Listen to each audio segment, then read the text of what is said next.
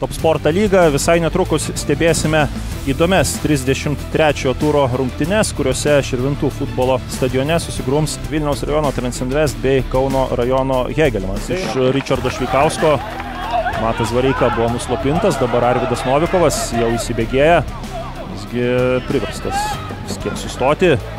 Geras perdavimas, nėra nuošalės, smūgis ir įvartis.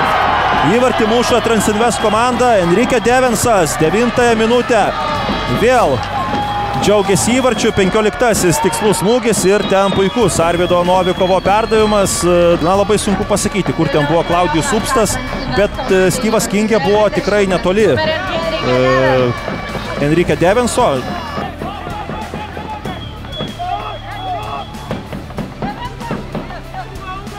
Puikiai žaidžia Ohori, klaidina 3 varžovus, Ohori baudos aikštelėje, Ohori smūgis ir 2-0.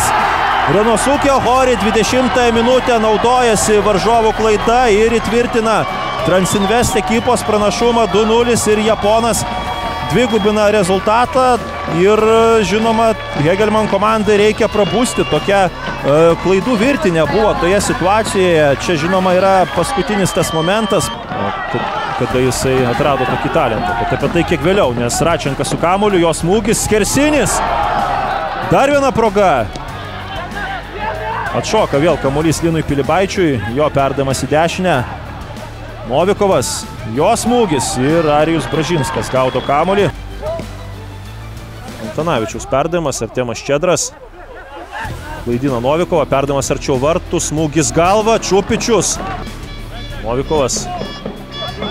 Netikslus perdavimas ir čia gali būti pavojinga. Transinvest bėga į kontrataką, Vareika baudos aikštelės prieigose, Vareika baudos aikštelės, smūgis ir įvartis. Matas Vareika šaltakraujiškai 50 minutę klaidina varžovą, siunčia kamuolį į tolimą į vartų kampą ir gaivina intrigą šios dienos rungtynėse. 2-1, grubi Transinvest klaida aikštės viduryje ir Matas Vareika neatleido šį kartą oponentams. Atrodė, ten jau Richardas Šveikauskas visai neblogai gynėsi. Dar šius postringavimus, bet skanduotę Matas Vareika, mato nereikia.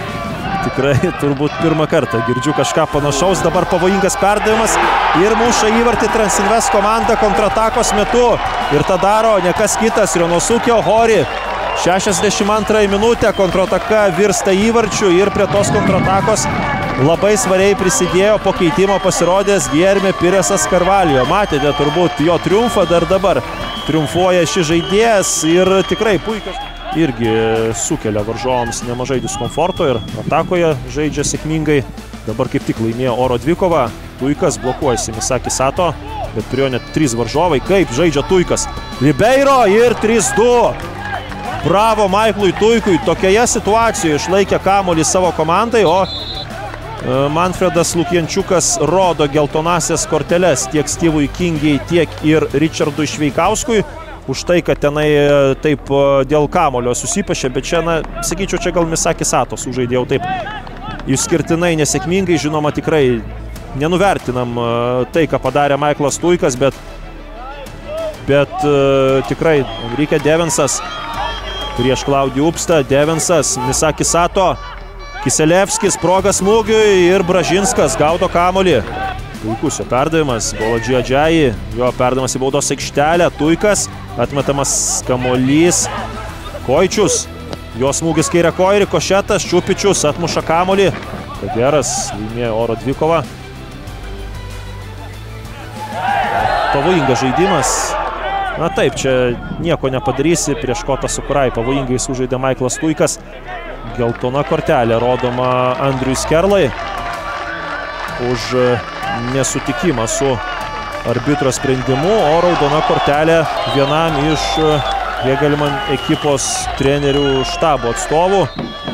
Jis gali atlikti standartinę situaciją, bet paliekamas kamuolys. Karlosas Eduardo, jo smūgis, Bražinskas atmuša kamuolį ir vienas paskutinių šansų Hegelman komandai, tolimas įmetimas, atšoka kamuolys, Čupičiaus rankose jis dabar yra.